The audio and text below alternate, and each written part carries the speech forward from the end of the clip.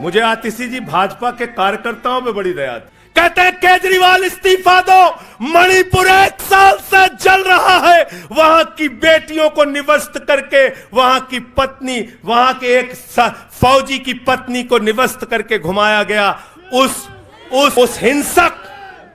हिंसक मुख्यमंत्री का इस्तीफा नहीं मांगते भाजपा, जो एक राज्य को जला रहा है 1 साल से। सौरभ भाई बहुत दया आती है, बेचारे आसाम में तैयार हुए वाटर घोटाला, बुकलेट तैयार की, लाठी से उसको 6 महीने तक बांटा कि हेमंत बिस्व शर्मा का भ्रष्टाचार है, हेमंत बिस्व शर्मा का भ्रष्टाचार है। लाठी खाए, जेल में गए। गोपाल राय जी क्या हुआ उसके बाद? क्या हुआ? कार्यकर्ता जुलूस निकाल रहा था, मोदी जी हेमंत बिस्व शर्मा को गले लगा रहे थे। वो रोने लगा, उसने कहा अरे इसने तो वाटर घोटाला किया है। बोले कुछ नहीं, अब हमारा भाई है। उसको मुख्यमंत्री बना दिया। उसके बाद कहने लगे अजीत पवार ने 70,000 करोड़ का घोटाला किया है, चक्की पिसिंग। सारे भाजपाई कार्यकर्ता लग गए बेचारे, कहने लगे मोदी जी कह रहे पिसिंग तो पिसिंग करेगा। अब वो सब कार्यकर्ता बेचारे नारा लगा रहे थे पिसिंग। तब तक पता चला उसको भी गले लगा लिया। पिसिंग की जगह कहने लगे मिक्सिंग।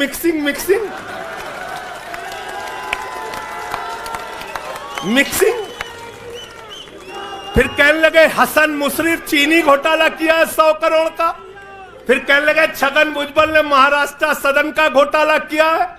और तो और ये भाजपाइयों, इनको शर्म नहीं आती, कहते राष्ट्रवादी हैं, कह रहे थे आदर्श घोटाला किया है, हमारे जवानों का पैसा खाया है, ये किया है, वो किया है।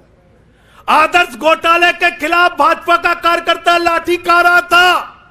आदर्श घोटाले वाले मुख्यमंत्री को उठा के राज्यसभा में भेज दिया भाजपाइयों ने अशोक चौहान को भेज दिया। वहां गए, कहने लगे शारदा स्कैम किया, नारदा स्कैम किया। मुकुल राय शुभेंदु अधिकारी को भाजपा में शामिल कर लिया। तो मैंने भाजपाइयों के लिए नारा बनाया है, जो जितना बड़ा भ्रष्टाचारी वो उतना बड़ा पदाधिकारी। जो जितना बड़ा भ्रष्टाचारी वो उतना बड़ा पदाधिकारी। भाजपा का पदाधिकारी। मैं भाजपाइयों के लिए मैंने बोला, गोपाल भाई, भाजपाइयों के लिए नारा बनाया स्पेशली। जेल में खाली थे, कुछ तो काम करना था। जो जितना बड़ा भ्रष्टाचारी वो उतना बड़ा पदाधिकारी। और भाजपाई जब भ्रष्टाचार के खिलाफ बोलते हैं तो ऐसा लगता है ओसामा बिन लादेन अहिंसा पे उपदेश दे रहा है। सूप बोले तो बोले, चलनियों बोले जगह 72 छेद। भाजपाई भ्रष्टाचार के खिलाफ बोलेंगे, भाजपाई केजरीवाल के खिलाफ बोलेंगे, भाजपाई बोलेंगे जिस आदमी ने IRS की नौकरी को लात मार के भारत की जनता की सेवा करने का संकल्प लिया, जिस आदमी ने 13 दिन तक भ्रष्टाचार के खिलाफ आंदोलन चलाया, 15 दिन तक का अनशन रखा, जिस आदमी ने पूरे देश को जगाने का काम किया, आम आदमी को ताकत देने का काम किया, आप उसके ईमानदारी के ऊपर सवाल उठाते हैं, कहते हैं भ्रष्टाचार के खिलाफ बोलोगे। भाजपाइयों तुम बोलोगे। भारतीय जनता पार्टी वो पार्टी है, हिंदुस्तान की एकमात्र पार्टी, याद रख लेना, जिस पार्टी का राष्ट्रीय अध्यक्ष भारत माता के रक्षा सौदे में रिश्वत खाते हुए रंगे हाथों पकड़ा गया। कौन पकड़ा गया था? पंकज भाई, कौन पकड़ा गया था? बंगारू लक्ष्मण। वो कौन था? भारतीय जनता पार्टी का राष्ट्रीय अध्यक्ष। कैमरे के सामने किस मामले में रिश्वत ले रहा था? रक्षा सौदे में। किसके रक्षा सौदे में? भारत माता के रक्षा सौदे में। इनके दफ्तर में फोटो लगा उसका। जिस पार्टी के राष्ट्रीय अध्यक्ष को पूरी दुनिया में भारत माता की रक्षा सौदे में दलाली खाते हुए देखा, वो पार्टी भ्रष्टाचार के खिलाफ बोलती है। तुम अरविंद केजरीवाल पे सवाल उठाते हो, भाजपाइयों तुम लोग उठाते हो सवाल। अरे इतना ही नहीं, बिल्कुल ठीक कहा सौरभ भाई ने, बंगारू लक्ष्मण को सिर्फ रिश्वत खाते दुनिया में नहीं देखा, बंगारू लक्ष्मण को रिश्वतखोरी के मामले में सजा हुई है। सजा सजा सजा सजा याफ्ता पार्टी के लोग हैं ये भारतीय जनता पार्टी के लोग, याद रखना। इसलिए भाजपाइयों का अगला नाम क्या है? बीजेपी नहीं, बंगारू जनता पार्टी। क्या नाम है इनका? बंगारू जनता पार्टी। बंगारू जनता पार्टी। और हम लोग, हमारे साथी, आप सबसे सिर्फ इतना कहना चाहता हूं, कल जब मैं हॉस्पिटल जा रहा था अपने ट्रीटमेंट के लिए ILBS, तो एम्बुलेंस में जो साथी हमारे साथ थे, दिल्ली पुलिस के जवान, उनसे मैं पता नहीं क्यों बातचीत में मेरे मुंह से एक शब्द निकला कि ईश्वर के घर में देर है अंधेर नहीं है। अरविंद केजरीवाल, मनीष सिसोदिया, सत्येंद्र जैन, ये सारे साथी पूरी ईमानदारी के साथ बाहर निकलेंगे और जेल के ताले टूटेंगे। लेकिन इन 181 दिनों में, इन 181-82 दिनों में मैं बड़ा परेशान हुआ, एक चीज सोच के, जेल के कष्ट से नहीं, याद रखना, जेल तो मैं भाजपाइयों से कहता हूं, जेल और ये लाठी, ये मुकदमे का डर, ये बंदर घुड़की किसी और को दिखाना, आम आदमी पार्टी वालों को नहीं। एक बात को लेकर परेशान हुआ, अरविंद केजरीवाल जी से पूछो, कहते कोई शराब घोटाला नहीं हुआ। मनीष सिसोदिया से पूछो, कहते कोई शराब घोटाला नहीं हुआ। मुझसे बार बार पूछा, मैंने कहा कोई शराब घोटाला नहीं हुआ। आतिशी जी से पूछा, इन्होंने कहा कोई शराब घोटाला नहीं हुआ। सौरभ ने प्रेस कॉन्फ्रेंस करके बार बार कहा शराब घोटाला नहीं हुआ। भाजपाई कहते थे शराब घोटाला हुआ है, हुआ है, हुआ है। अरविंद केजरीवाल ने इसलिए कहा क्योंकि उन्होंने शराब घोटाला नहीं किया। मनीष सिसोदिया ने इसलिए कहा कि उन्होंने शराब घोटाला नहीं किया। संजय सिंह ने इसलिए कहा, हमारे नेताओं ने इसलिए कहा कि हमने शराब घोटाला नहीं किया। भारतीय जनता पार्टी ने इसलिए कहा क्योंकि भाजपा ने शराब घोटाला किया। भारतीय जनता पार्टी सर से लेकर पांव तक शराब घोटाले में डूबी हुई है, याद रखना। 55 करोड़ रुपए की रिश्वत खुलेआम खाई है। किससे खाई है? किससे खाई है? शरद रेड्डी से, शराब के कारोबारी से। और उसके बारे में लिखा गया किंग पिन। तो भाजपाई पहुंचे, बोले रिश्वत देनी है। उसने कहा मैं तो किंग पिन हूं। तो उसने कहा 55 करोड़ का पिन गाड़ो, हम तुम्हें किंग बना देंगे। उसने 55 करोड़ का पिन गाड़ा, भाजपाइयों ने गड्डी गिनना शुरू किया, उसको कहा तुम तो किंग हो, किंग हो, किंग हो, शरद रेड्डी जिंदाबाद। तो शराब घोटाला किया है, किसने किया है? किसने किया है? किसने किया है? किसने किया है? भाजपाइयों ने किया है। वक्त ज्यादा हो रहा है शायद ना, आप क्या?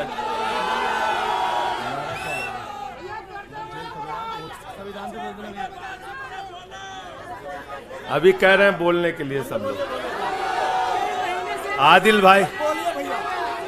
भाई की पर्ची आ गई तो मैं थोड़ा डर गया था।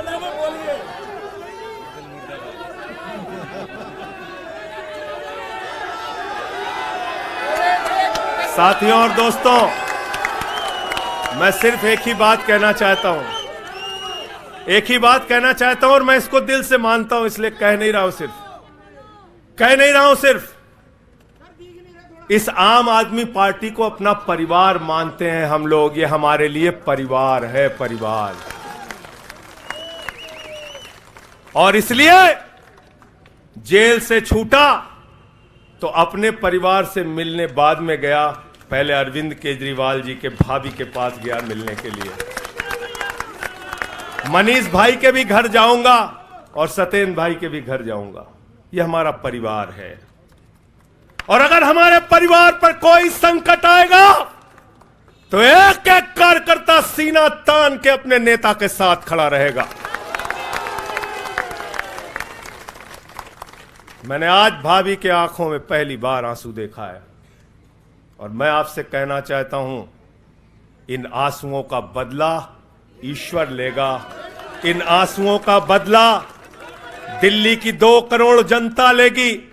और मैं इस देश की जनता से और दिल्ली की जनता से हाथ जोड़ के अपील करना चाहता हूं, इन तानाशाहों से सावधान हो जाओ। ये किसी के लिए अच्छे नहीं हैं। ये आंख में आंसू दे सकते हैं, केजरीवाल आपके चेहरे पे मुस्कान और खुशी दे सकते हैं। केजरीवाल आपके बच्चों के भविष्य के लिए काम कर सकते हैं। केजरीवाल आपको मुफ्त शिक्षा, मुफ्त इलाज, बस की फ्री यात्रा, आपके सुख दुख में आपके साथ भाई की तरह, बेटे के साथ तरह खड़े हो सकते हैं। ये आपकी आंख में सिर्फ आंसू दे सकते हैं, याद रखना।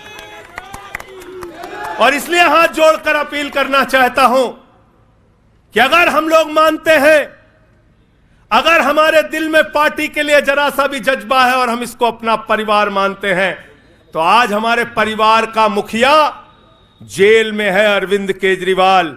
और हमको संकल्प लेना होगा कि जब तक केजरीवाल जी जेल में हैं, हम 10 गुना ज्यादा मेहनत करेंगे और जेल का जवाब वोट से देंगे। जेल का जवाब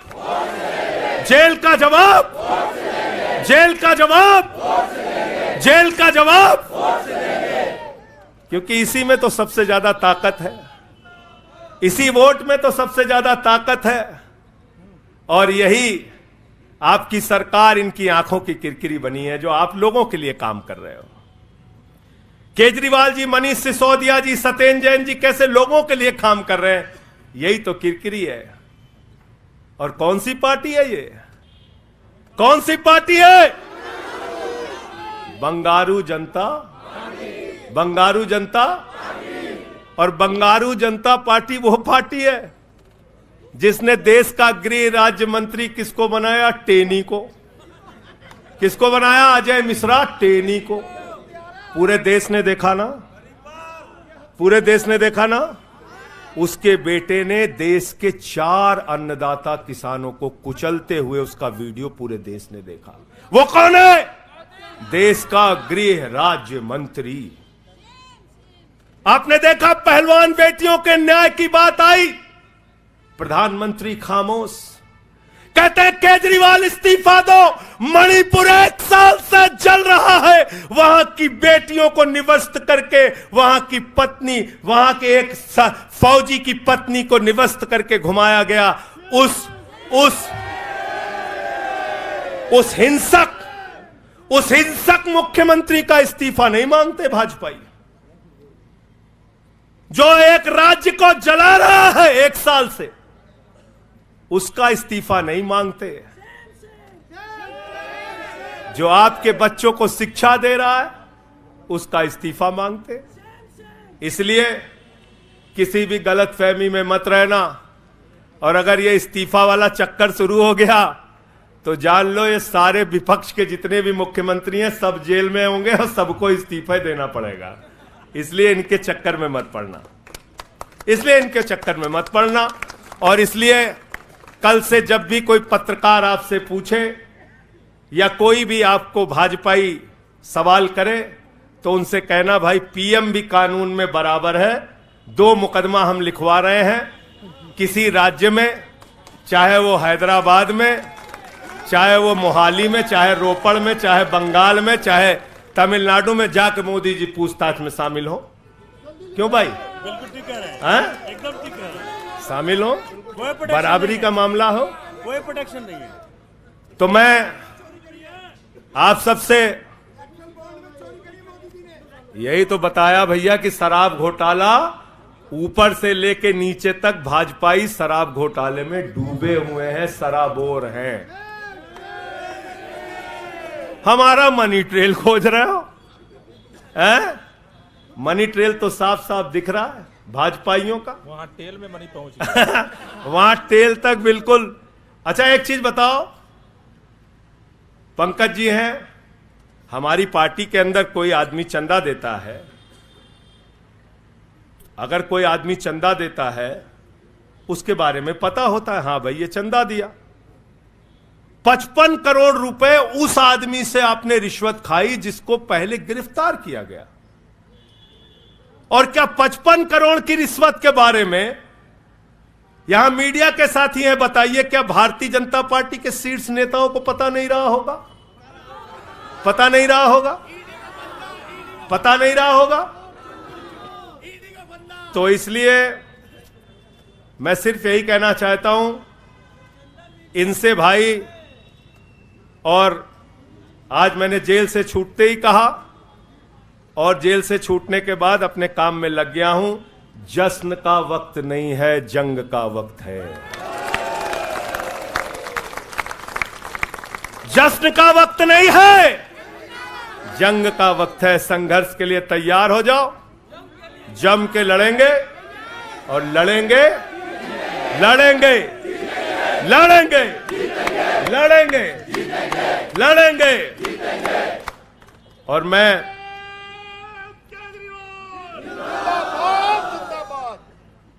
मुझे अदालत से अपने केस के विषय में बोलने से मना किया गया है, लेकिन अरविंद केजरीवाल जी और मनीष सिसोदिया जी के केस में बोलने से कोई रोक नहीं है, कोई रोक नहीं है, कोई रोक नहीं है। सोमनाथ जी आप वकील हैं भाई, आतिशी जी बता दीजिएगा, गलत तो नहीं कह रहा हूं। दीपक भाई भी वकील हैं, मना नहीं किया है, आज बेल में बिल्कुल मना नहीं किया। नहीं किया है। तो मैं इस कोर्ट के इस आदेश का अक्षरशः पालन करूंगा। अपने केस से संबंधित कुछ नहीं बोलूंगा, लेकिन केजरीवाल और मनीष सिसोदिया और सत्येंद्र जैन और बोलना चाहिए, बोलूंगा, बोलो। अपने केस के बारे में नहीं बोलूंगा क्योंकि कोर्ट का आदेश है। सौरभ भाई कह रहे हैं बोलने भी नहीं देंगे, हम नहीं बोलेंगे।